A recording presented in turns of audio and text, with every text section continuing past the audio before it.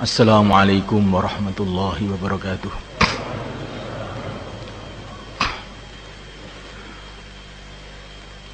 Innal hamdalillah nasta'inuhu wa nastaghfiruhu wa nu'minu bihi wa natawakkalu alayhi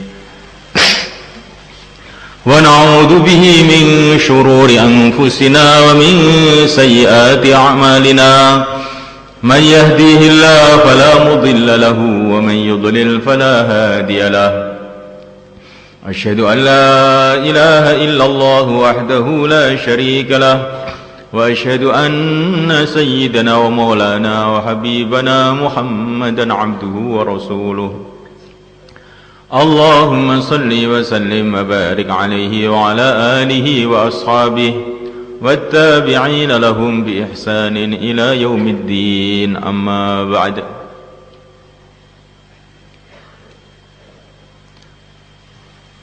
Bapak-bapak, ibu-ibu, santri-santri semua, akramakumullah wa rahimakumullah. Bapak-bapak, ibu-ibu telah datang dari tempat-tempat yang jauh,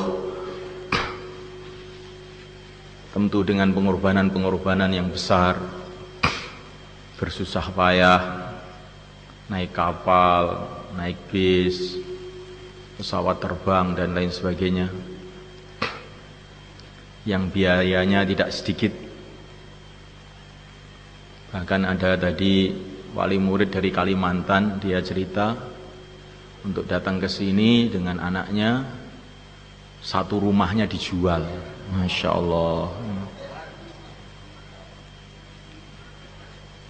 Ini pengorbanan-pengorbanan ini tidak sia-sia. Pengorbanan-pengorbanan ini pasti akan dicatat oleh Allah SWT kalau kita ikhlas, dan akan menjadi asbab kebaikan untuk diri kita dan anak-anak kita. Semoga pengorbanan bapak-bapak, ibu-ibu ini seperti pengorbanan dari ibunya Imam Bukhari radhiyallahu ta'ala anhu. Ibunya Imam Bukhari ini seorang wanita yang kaya raya. Dihabiskan hartanya untuk mengantar putranya dari satu negara ke negeri yang lain, satu negara ke negara yang lain. Putar hampir seluruh dunia, diantar itu anak, sampai hartanya habis. Tapi ternyata semulaikan Allah Ta'ala, habisnya hartanya tadi itu tidak sebanding dengan anugerah-anugerah besar yang telah Allah berikan kepada putranya, yaitu Al-Imam Al-Bukhari radhiyallahu ta'ala anhu.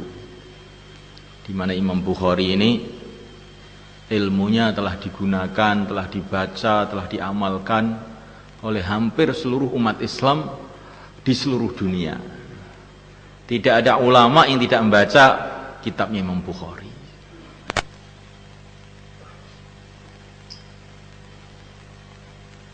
Namuliakan Allah SWT,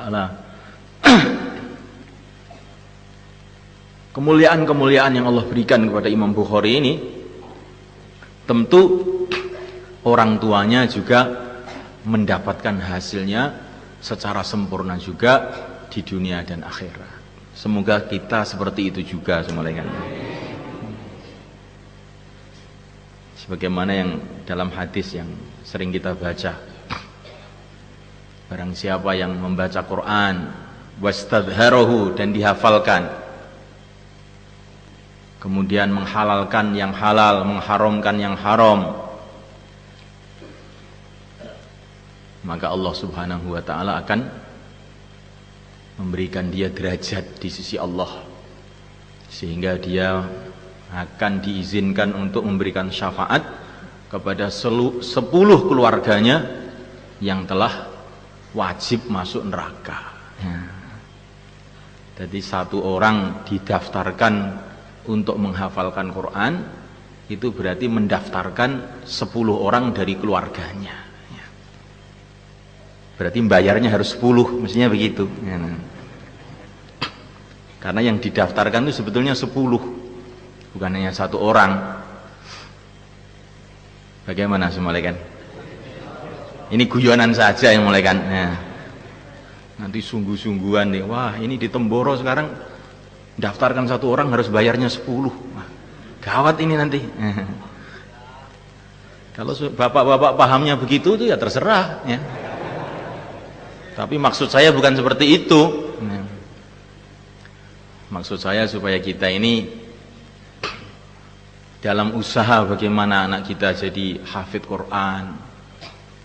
Ini kita ini merasa gembira, bukan ini tidak ada hasilnya. Ini hasilnya nanti kekal di akhirat. Dalam waktu kesulitan di padang mahsyar, orang yang anaknya jadi presiden, anaknya jadi menteri, minta tolong kepada anaknya, kamu dulu kan presiden Indonesia, tolonglah saya. Oh, di sini presiden tidak ada, tidak laku lagi jabatan ini. Kamu dulu kan menteri dalam negeri, masa kamu nggak bisa nolong saya toh nak? Ternyata tidak bisa juga. Lah orang yang anaknya hafid Quran, masya Allah bergembira. Ngerti begini saya, masya Allah. Dulu saya akan berkorban lebih besar lagi, tidak seperti ini. Semoga seperti itu, insya Allah mulia. Apalagi kalau setelah menjadi hafid Quran ini terus meningkat lagi sampai jadi orang alim. Yuqalu lil 'abid udkhulil jannah wa yuqalu lil 'alim isfa' lin nas.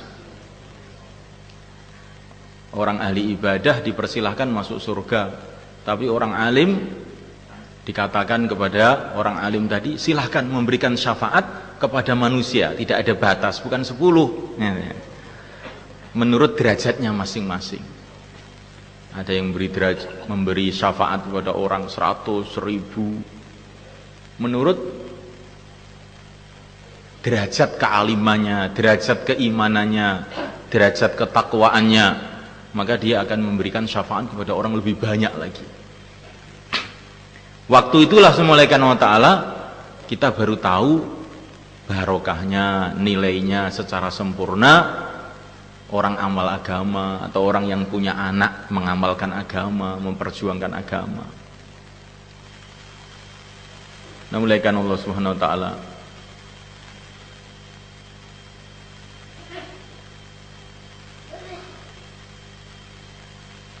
Maka bapak-bapak, ibu-ibu yang kami muliakan, untuk supaya anak-anak kita ini berhasil sukses, bisa menjadi anak-anak yang soleh, anak-anak yang hafid Quran, anak-anak yang alim, itu ada usaha-usaha yang telah dicontohkan oleh para nabi, para rasul, para sahabat, para ulama-ulama yang dulu. Kalau kita ini ingin berhasil, ingin sukses, maka ikut orang-orang sukses itu. Allah telah bercerita dalam Al-Quran keluarga yang sukses, yang menurunkan orang-orang hebat. Di antaranya adalah keluarga Ibrahim alaihissalam. Keluarga Ibrahim alaihissalam. Keluarga Ibrahim ini punya anak 2, jadi nabi semua, Ismail dan Ishak alaihissalam. Kemudian punya cucu jadi nabi lagi, yaitu Yakub alaihissalam. Punya buyut jadi nabi lagi, yaitu Yusuf alaihissalam. Seluruh nabi-nabi yang ada dalam Al-Quran kebanyakannya itu dari keluarga Ibrahim alaihissalam. Dan umat ini, semulaikan, umat ini dikasih nama oleh Allah SWT sebagai anak cucu Ibrahim. Wajahidu fillahi haqqa jihadih huwa istabakum wa ma ja'ala alaikum fid dini min haraj millata abikum Ibrahim. Jadi kita ini diakui oleh Allah sebagai anak-anaknya Ibrahim. Ibrahim itu ayah kita. Millata abikum Ibrahim, agama ayah kamu yaitu Ibrahim. Ini maknanya apa? Supaya kita ini meniru suasana keluarga Ibrahim ini, sehingga nanti anak-anak kita, cucu-cucu kita, buyut-buyut kita menjadi orang-orang yang baik, menjadi pejuang-pejuang. Nah, mulai kan Allah Ta'ala, ciri khas keluarga Ibrahim itu apa? Di antaranya ciri khasnya semuanya korban untuk agama habis-habisan. Ayahnya korban untuk agama sampai dibakar oleh Namrud. Ibunya korban untuk agama,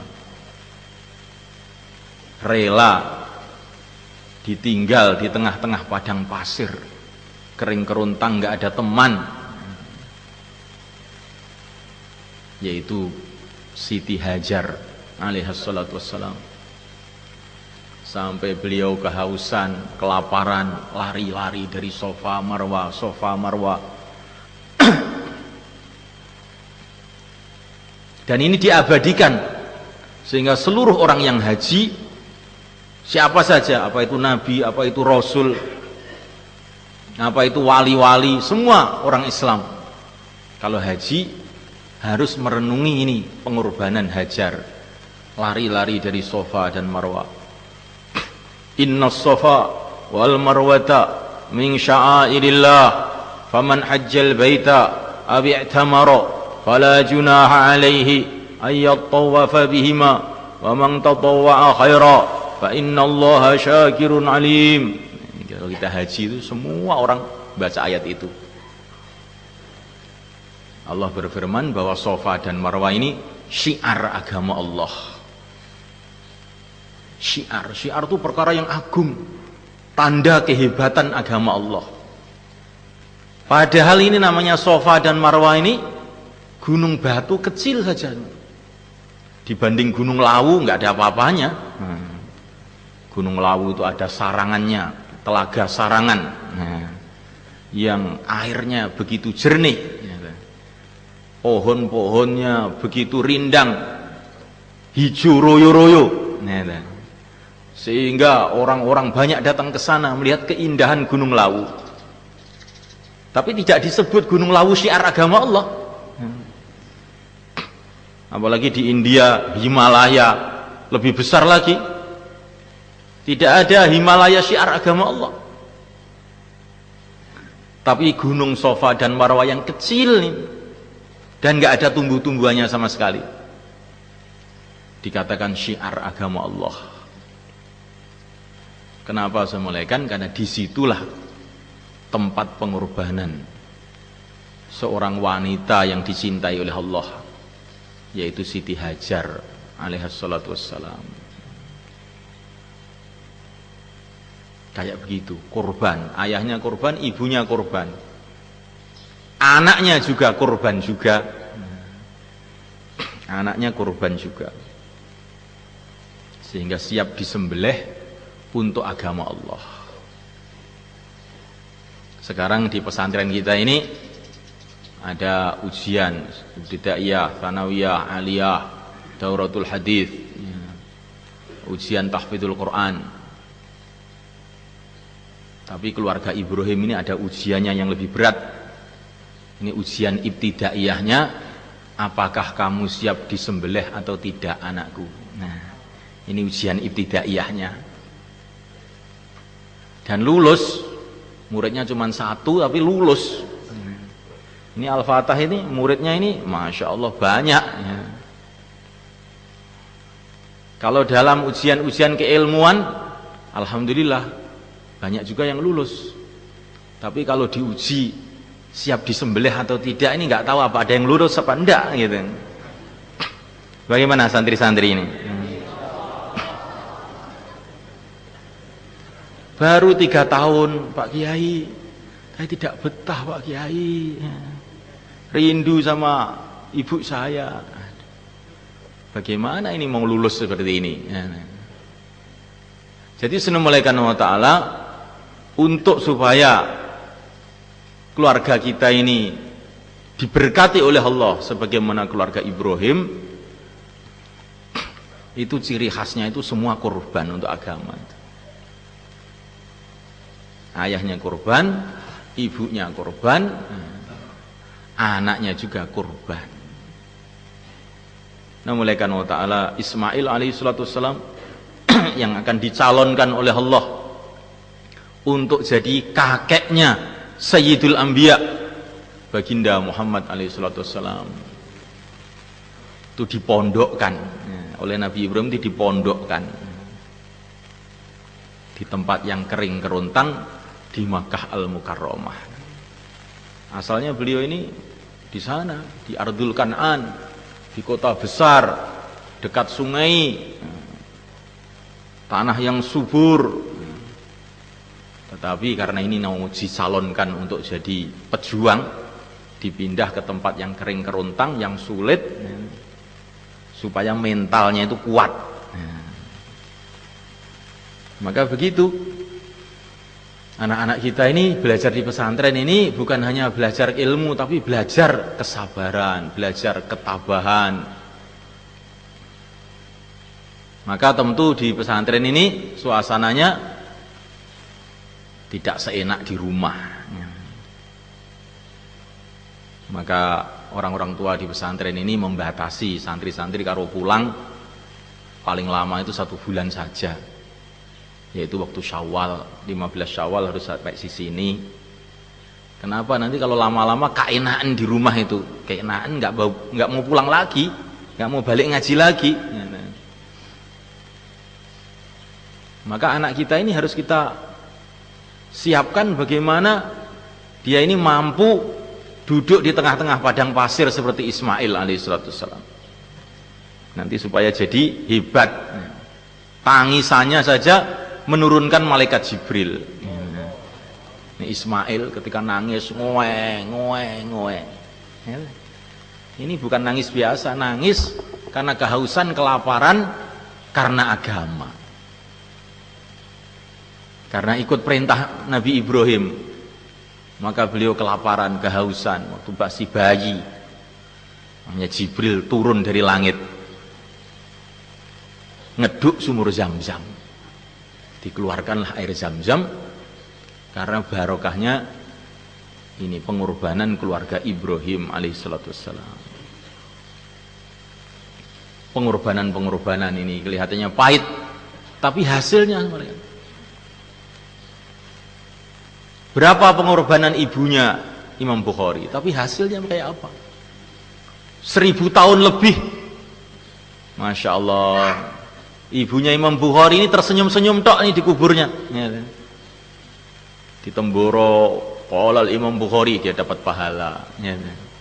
Setiap ada orang nyetak kitab Bukhari dapat pahala. Setiap ada orang baca hadis Bukhari dapat pahala. Ibunya dapat pahala, ayahnya dapat pahala. 1300 tahunan. Ini abad kedua Imam Bukhari itu. Masya Allah. Tidak rugi ternyata mengorbankan seluruh hartanya untuk mendidik anaknya ini.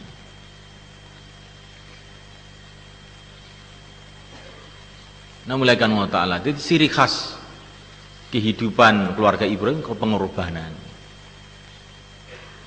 Kemudian yang kedua, saya mulai kan, keluarga Ibrahim ini senengannya itu khidmat. Ibrahim itu terkenal di kalangan para nabi paling seneng khidmat tamu. Paling seneng khidmat tamu. Maka Nabi mengatakan, kalau orang tidak mau ikram tamu, bukan termasuk golongan saya, dan bukan pula termasuk golongannya Ibrahim. Karena Nabi Ibrahim terkenal paling seneng khidmat tamu. Beliau ini tidak bisa makan kalau belum ada tamu. Kalau nggak ada tamu, beliau mencari tamu, pergi kemana-mana. Kalau sudah dapat tamu baru bisa makan. Ini makan sendirian tuh nggak bisa. Nah, ternyata ini sifat Ibrahim yang demikian ini dimiliki juga oleh istrinya yang namanya Sarah. Masya Allah, diceritakan dalam Al-Quran, begitu ada tamu, Nabi Ibrahim langsung nemui istrinya. Ternyata Masya Allah, istrinya sudah siap dengan makanan yang paling lezat. Bi'ajlin hanir, anak sapi yang dipanggang. Namanya pedet. Tapi sudah dipanggang. Di Temboro ini banyak pedet juga, tapi nggak dipanggang. Lari-lari terus. Pedet yang dipanggang. Maka di tengah-tengah istrinya khidmat, dapat berita gembira dari Jibril alaihissalam. Fabasyarnaha bi ghulamin alim. Diberi kabar gembira bahwa akan dikasih anak yang alim. Padahal ini belum hamil, anaknya belum lahir, tapi sudah dikasih ijazah duluan. Anaknya akan alim. Jadi anak alim itu bukan dimulai dari pesantren sebetulnya. Dimulai dari amalan-amalan kita sebelum punya anak. Kalau itu sudah kelewat Pak ya. Maka sekarang dikodok ya, harus dikodok ini. Ngodoknya bagaimana? Keluar 4 bulan, ini diantara cara ngodoknya itu.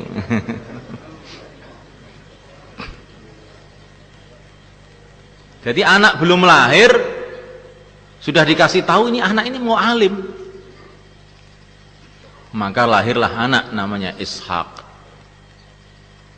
Ishak itu terjemahnya bahasa Indonesia itu tertawa.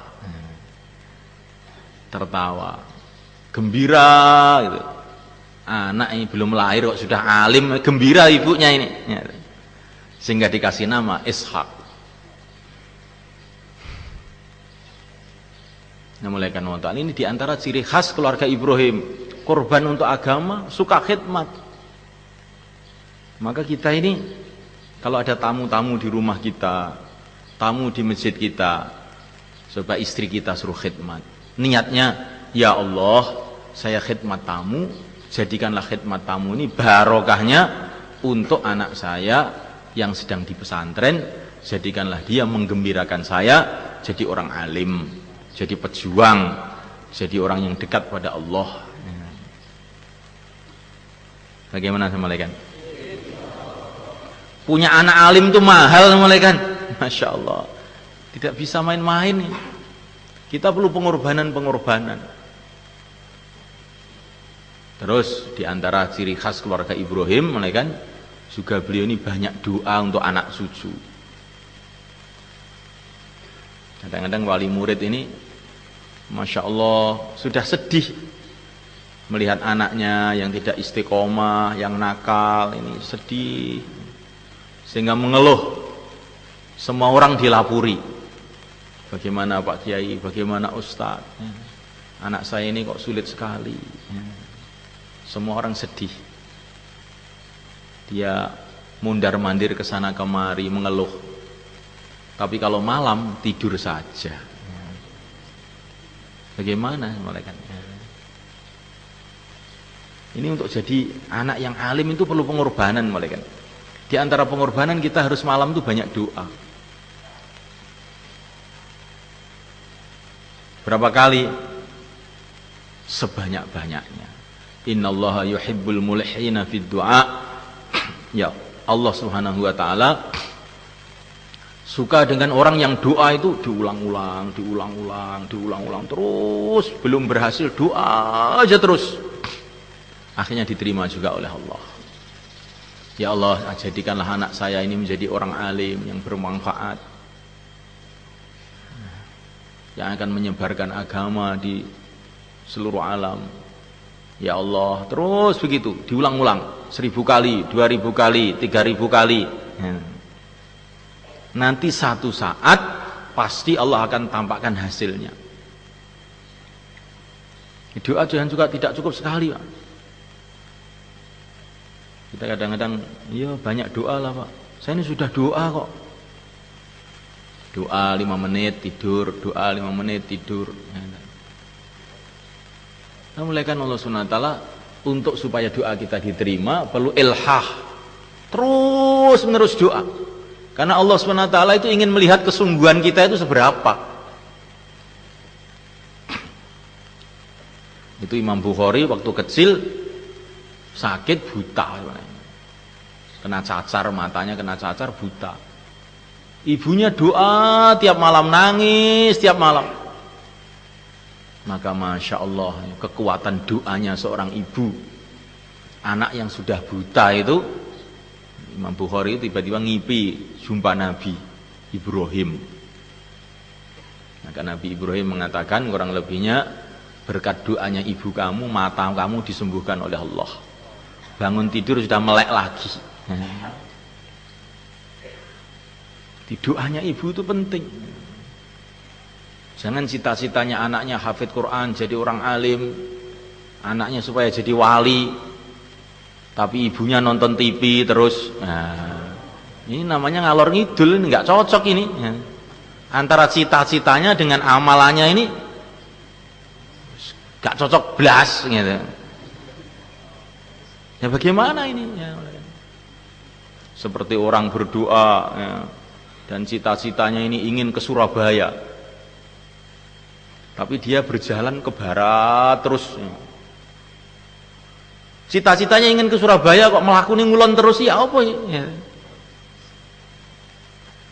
Cita-cita ingin ke Surabaya, berjalan ke barat terus. Maksudnya dari sini loh. Ya memang kalau orang Sulawesi harus berjalan ke barat harus ke Surabaya ya. Orang sini ingin ke Surabaya harus ke timur bukan ke barat. Akhirnya sampai Jakarta. Setelah sampai Jakarta menyesal. Saya ini cita-cita saya ingin sampai Surabaya. Dan saya juga sudah banyak doa untuk sampai ke Surabaya.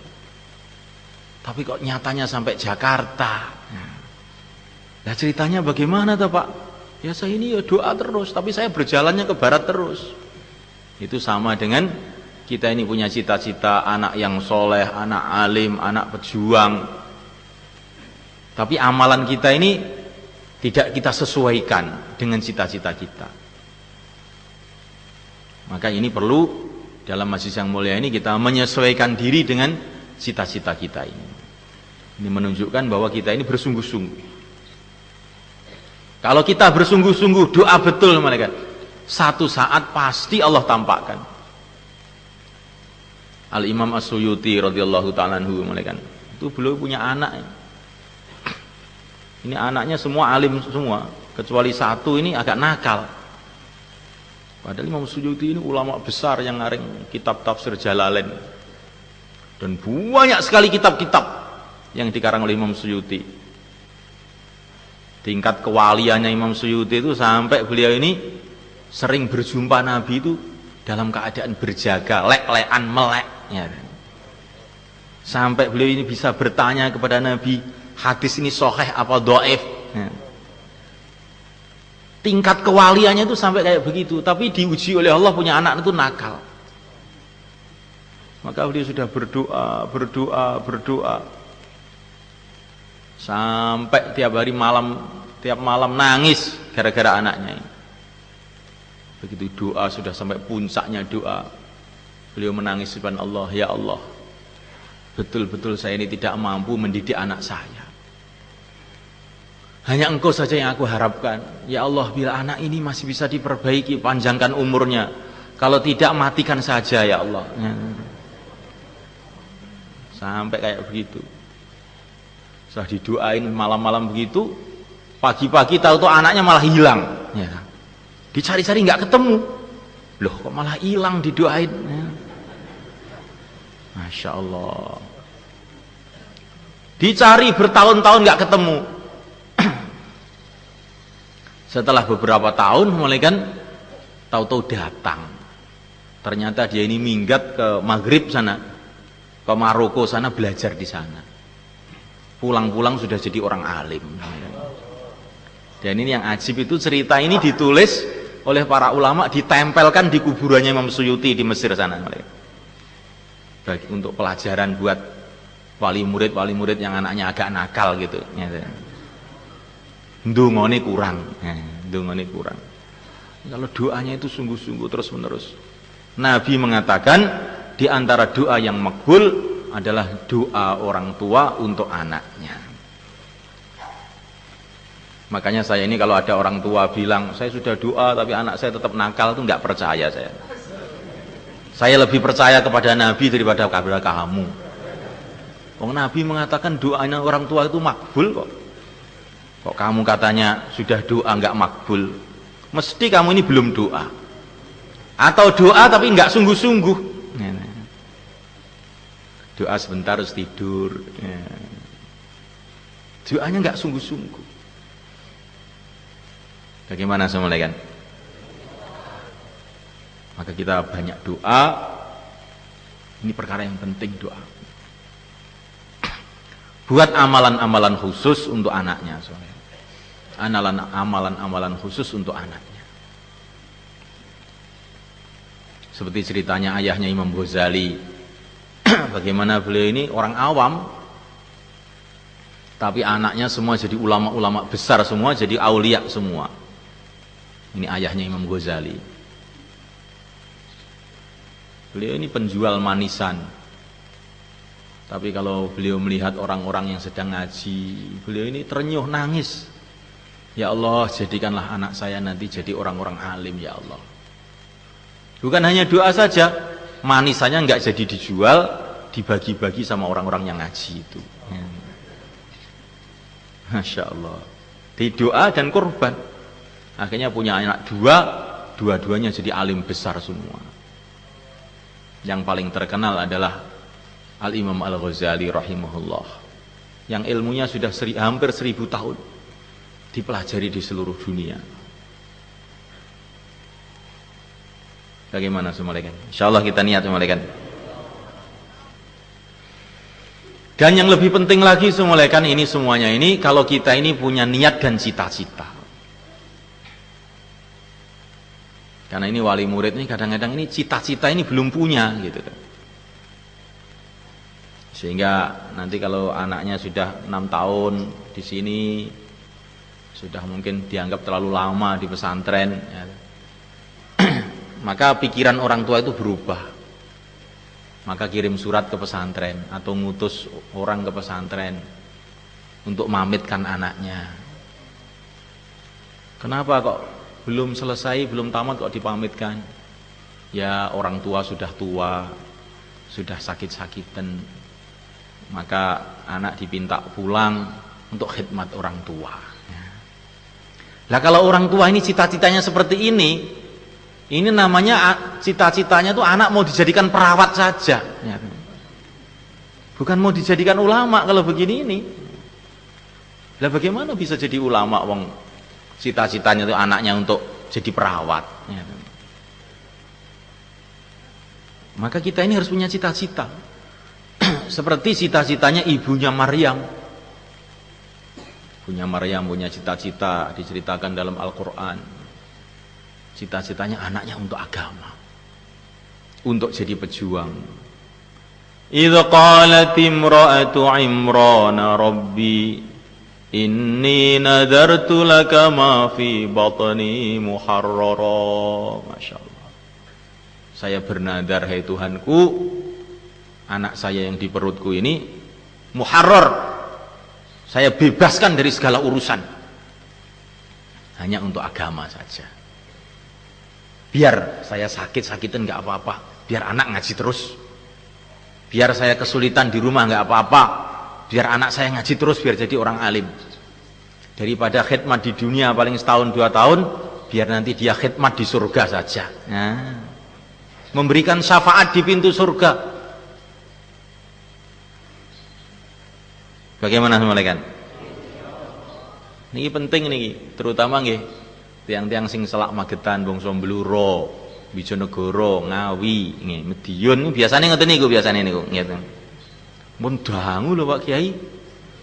5 tahun ngeten. Kayak kula niki nggih rening sing melok ngancani niku lho ngendus ngeten. Sapi ini nggih mboten sing ngopeni, wong pelawasan ngeten. Sapi ini gak ening sing ngopeni. Lah iki kiai iki mikir ben anake iki dadi ulama, Lah bapake mikir ben anake angon sapi. Lah piye iso jalan ngeten iki? Ngeten. Akhirnya anaknya bingung. Gitu. Jadi sudah mulai karena Allah Ta'ala, kita ini harus punya cita-cita yang dur, yang tinggi, cita-cita yang tinggi. Bagaimana anak jadi ulama?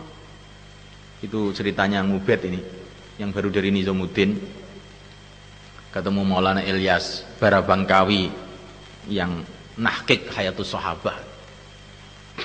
Beliau itu nahkik Hayatus Sahabah, satu kitab ini saja waktunya itu 16 tahun.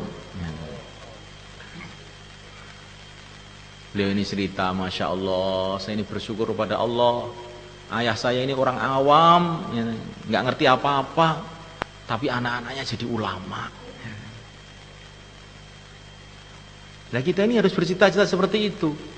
Walaupun kita ini orang awam, nggak pernah pesantren, tapi punya cita-cita. Anaknya jadi ulama, anaknya jadi orang yang dekat pada Allah. Karena Imam Bukhari itu ayahnya ibunya orang awam juga. Imam Ghazali begitu juga.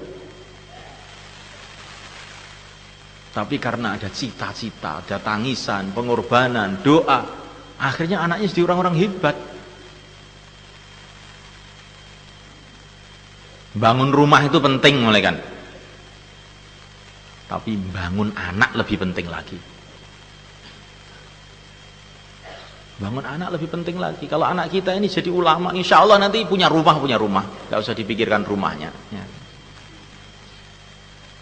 Gak ada ceritanya orang yang mengamalkan agama sungguh-sungguh terus kelaparan, gak ada.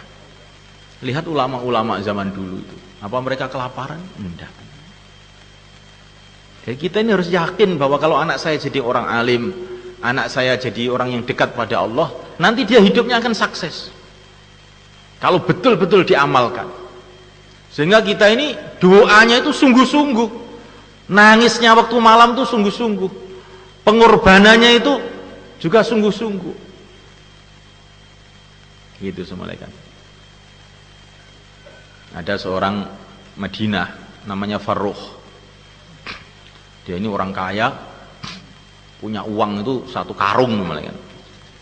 Zaman dulu nggak ada bank, nggak ada apa-apa. Lah uangnya 1 karung itu dipendem di bawah tanah. Kemudian bilang sama istrinya, saya sekarang mau keluar di jalan Allah. Ini uang ini 1 karung saya pendem di sini, kamu jaga ya. Maka dia keluar jalan Allah. Dikira istrinya ya, waktu itu istrinya sedang hamil. Dia keluar jalan Allah. Ternyata keluarnya itu lama sekali, nggak pulang-pulang. Sampai berapa bulan keluarnya? 24 tahun keluar itu. Sampai di pojok dunia sana. Setelah 24 tahun pulang ke Madinah, dia ke masjid dulu. Maka dia heran, orang-orang tua-tua sudah pada mati semua. Kok khotibnya kok lain, kok anak muda jadi khotib. Khotibnya Masya Allah, suaranya bagus, indah. Nggak ngerti dia. Ini siapa? Belum kenal saya. Waktu saya keluar ini, anak ini belum lahir, yang jelas ini. Sebetulnya itu anaknya dia itu, yang waktu dia keluar di perut ibunya, sudah jadi ulama besar, namanya Robi'ah, gurunya Imam Malik. Maka sebelum dia pulang, mendengarkan taklim di masjid itu, saya seneng, Masya Allah. Kok ada ulama yang sehebat ini? Akhirnya dia pulang. Setelah pulang, loh kok ternyata ulama itu tadi kok di rumah dia. Maka dia terkejut, wah ini berarti ngawini istri saya ini anak ini. Orang masih punya suami kok dikawini, bagaimana ini? Maka dia langsung marah, pedangnya dihunus. Maka sama istrinya dikata, kenapa kamu marah-marah? Ini anak, kenapa dia masuk di sini? Ini kan rumah saya, kamu istri saya. Ini siapa ini masuk di sini? Maka istrinya, itu anak kamu, katanya. Maka dia nangis. Lah duduk lama-lama di rumah dan tanya sama istrinya, Lah uang saya 1 karung itu dulu di mana? Maka istrinya bilang, sekarang saya suruh pilih kamu. Pilih anak yang alim seperti Robi'ah itu, apa pilih uang 1 karung? Ya milih anak alim toh, katanya. Itu uang 1 karung sudah saya habiskan semua untuk membiayai anak kamu itu. Ya sudah lah gitu, katanya. Jadi sudah mulaikan Allah SWT. Jadi untuk supaya punya anak yang soleh, anak alim itu perlu pengorbanan dan perlu cita-cita. Pengorbanan itu akan mudah kalau orang itu punya cita-cita. Bangun malam itu akan mudah kalau orang itu punya cita-cita, anaknya pengen jadi orang hebat, pengen jadi orang yang dekat pada Allah, jadi pejuang, jadi orang yang menyebarkan agama Allah. Begitu semua kan.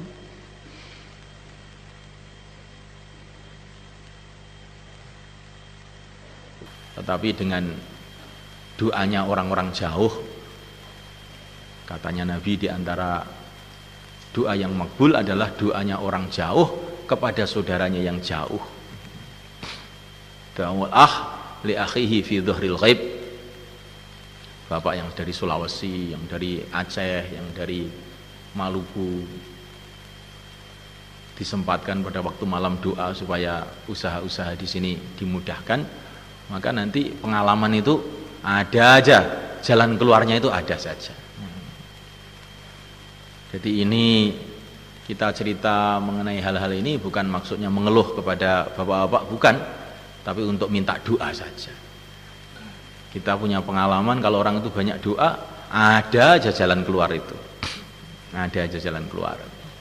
Belum pernah ada cerita orang doa terus tidak ada jalan keluar.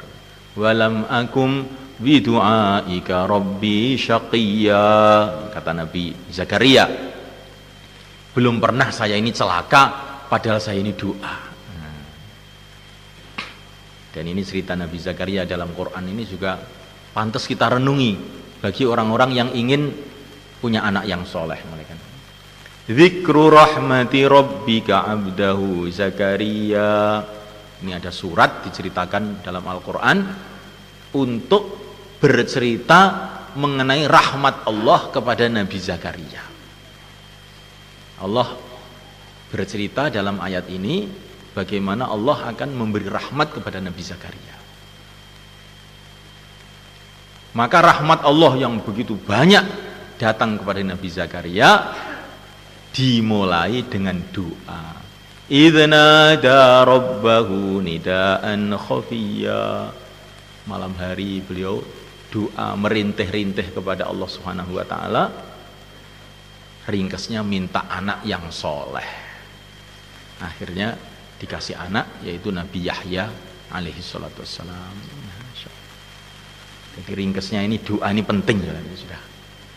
Orang-orang yang hebat-hebat, orang-orang yang sukses dalam agama ini senantiasa itu awalnya itu karena mereka itu tawajuh pada Allah, awalnya itu mereka itu berdoa, akhirnya datang macam-macam kebaikan.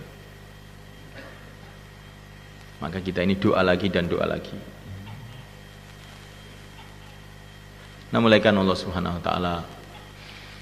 Saya kira itu yang bisa saya sampaikan. Ini sudah jam 12 mulaikan. Kalau Bapak ingin masih mendengarkan pengajian-pengajian lagi, ini di masjid ini tiap hari ada bayan terus. Bayan subuh, bayan asar, bayan maghrib, tiap hari ada bayan terus. Kalau masih ada di sini sehari, 2 hari, 3 hari, boleh juga ikut program-program di sini. Tapi bayan-bayan, penjelasan-penjelasan tadi harus kita simpulkan untuk kesuksesan diri kita dan anak-anak kita, dan juga untuk kesuksesan perjuangan umat. Kita perlu banyak doa, banyak berkorban. Dan satu lagi yang perlu lagi kita pikirkan, kalau kita ingin anak-anak kita sukses, coba kita juga memikirkan anak-anaknya orang lain. Kata para ulama, kenapa ulama-ulama dulu itu anaknya jadi orang-orang alim? Di antara sebabnya karena ayahnya itu senantiasa memikirkan anaknya orang lain. akhirnya pertolongan Allah datang kepada anak dia sendiri. Maka kita dengan memikirkan anaknya tetangga kita, memikirkan anaknya umat Islam. Itu di Pakistan dulu ada orang namanya Bayi Quraisy.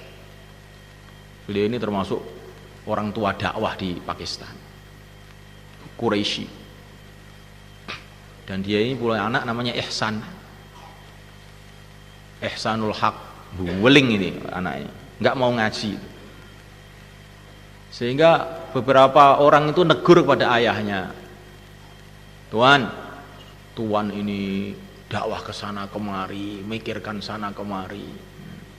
Tapi anak Tuan sendiri ini nggak mau ngaji. Bagaimana? Maka Quraisy ini nangis. Saya tiap hari memikirkan anaknya orang Islam supaya jadi baik. Tidak mungkin anak saya tidak dibaiki oleh Allah. Tidak mungkin anak saya tidak ditolong oleh Allah. Karena Allah sudah berjanji lewat nabinya, kalau orang itu membantu saudaranya akan dibantu oleh Allah. Ketika dia mengatakan seperti itu, tahu-tahu Ihsan ini pikirannya berubah, saudara. Tahu-tahu ngaji, sekarang jadi ulama, masya Allah, yang tanggung jawab pesantren besar di sana. Jadi Subhanallah Ta'ala, kalau kita ini memikirkan orang-orang lain, ini barokahnya juga kepada anak-anak kita. Seperti ceritanya Maulana Ishaq, ayahnya Sunan Giri, nggak pernah jumpa anaknya karena beliau dakwah di sana, di Aceh sana, kemudian meninggalnya di Malaysia katanya. Nggak pernah jumpa anaknya, tapi karena ayahnya ini fikir agama, akhirnya anaknya dijaga oleh Allah, sehingga walaupun nggak pernah jumpa ayahnya, akhirnya jadi alim besar, Sunan Giri, menyebarkan agama di tanah Jawa. Ini cerita-cerita yang perlu kita renungi. Jadi dengan kita memikirkan orang lain, kita ini ada niat juga, ya Allah, dengan saya memikirkan orang lain ini, jagalah keluarga saya, terimalah anak saya. Insyaallah semuanya. Kalau ada orang-orang di halkah kita, di tempat kita, anaknya perlu dibantu, kita bantu, masya Allah.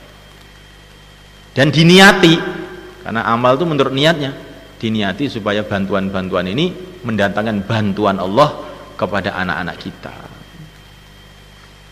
Seorang anaknya berangkat ke pesantren, masya Allah, ya. Di tengah laut naik kapal, tiba-tiba ada badai, maka ayahnya yang di rumah itu merasa resah, ada apa ini? Maka dia langsung ngambil uang, keluar ke rumah, diberikan fakir miskin, sambil dia berdoa, ya Allah, ini uang sedekah, niat saya supaya anak saya ini selamat. Maka tiba-tiba langsung ada suara dalam kapal itu, sedekah ayah kamu sudah diterima. Nah, akhirnya langsung reda itu angin, malaikat. Jadi kalau hati kita ini resah, kok saya ini ingat terus anak saya, ada apa ini, cepat-cepat sedekah, insyaallah malaikat. Karena sedekah itu tadfa'ul bala, nolak bala. Ya Allah, dengan sedekah ini jagalah anak saya. Kemarin itu ada seorang pejabat datang ke saya, Pak, saya ini banyak fitnah, Pak, saya ini difitnah begini, fitnah begini, fitnah gini, padahal saya ini tidak. Bagaimana ini? Jalan keluarnya bagaimana? Maka saya bilang, tiap habis sholat subuh kamu sedekah, dan tidak boleh kamu wakilkan siapa-siapa, sedekah sendiri.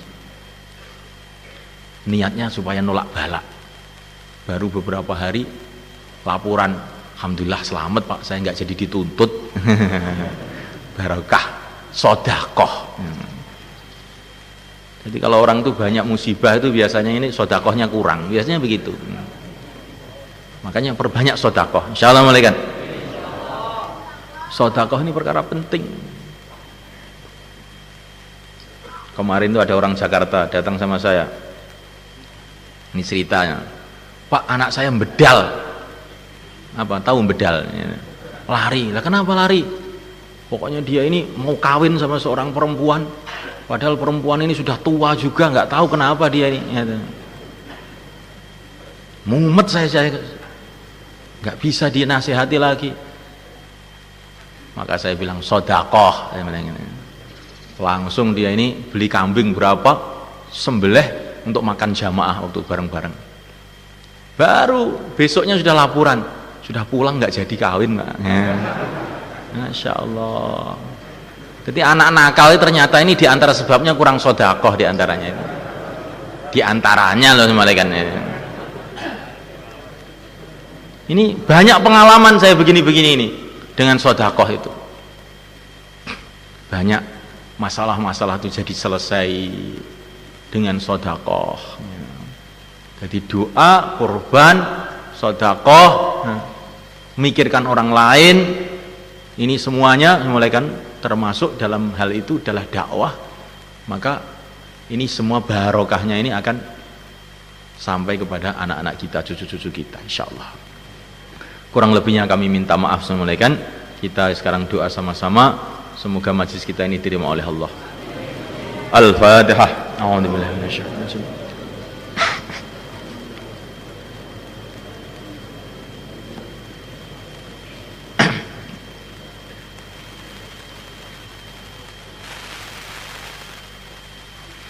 Allahumma salli wa sallim wa barik ala sayyidina Muhammad wa ala ali sayyidina Muhammad kama sallaita wa sallamta wa barakta ala sayyidina Ibrahim wa ala ali sayyidina Ibrahim fil alamin innaka Hamidum Majid. Rabbana zalamna anfusana wa illam taghfir lana wa tarhamna lanakunanna minal khasirin.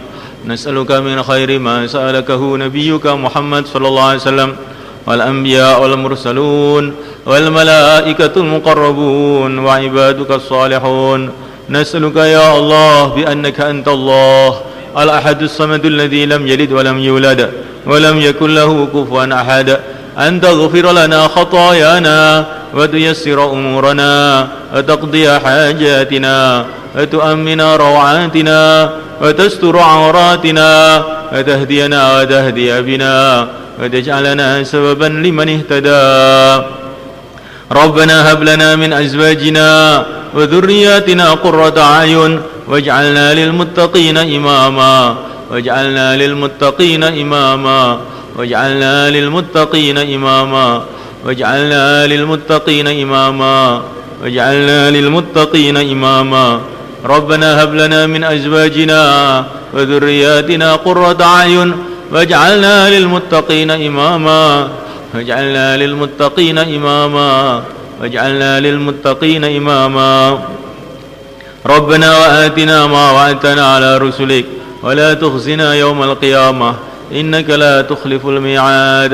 اللهم أفض علينا من بركات آل إبراهيم عليه السلام.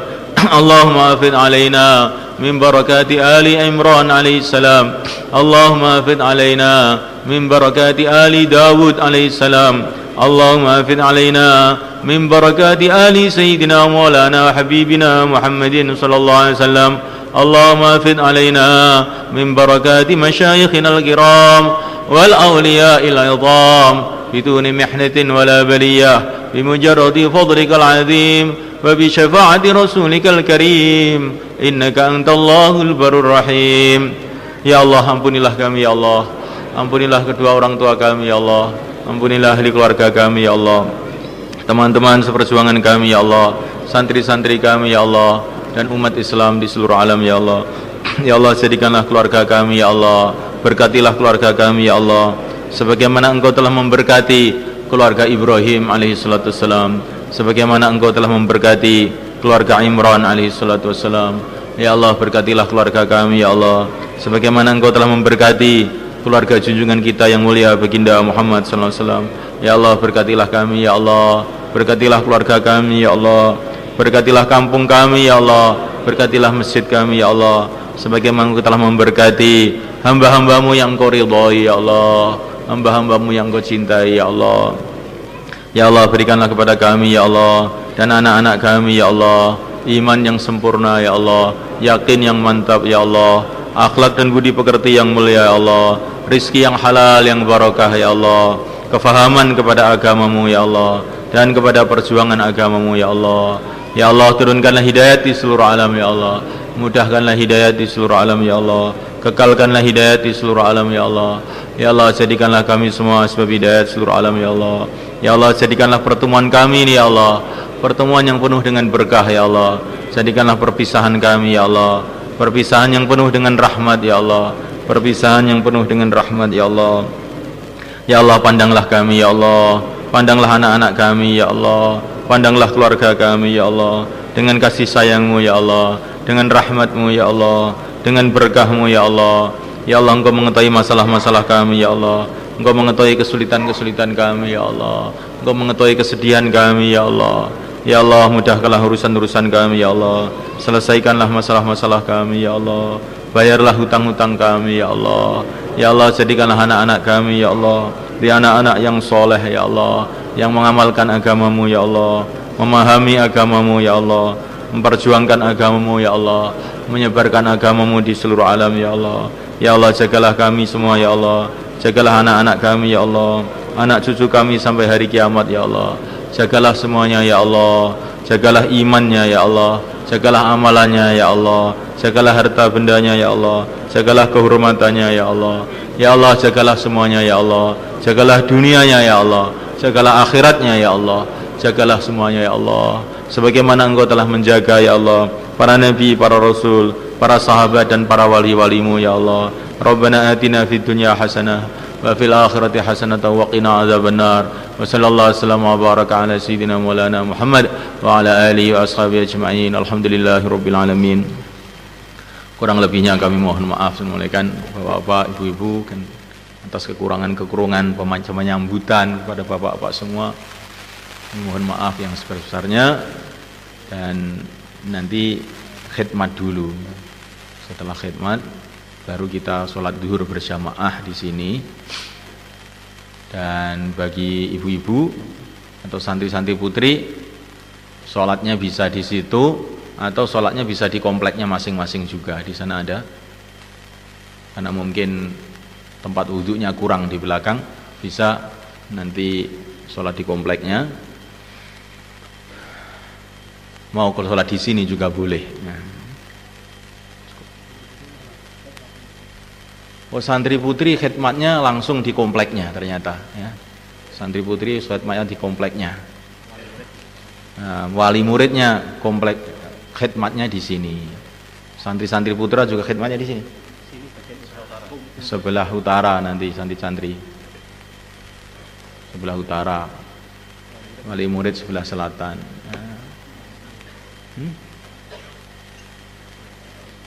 Nanti Pak Mamun biar mengilankan jelas. Kami mohon maaf, jazakumullah.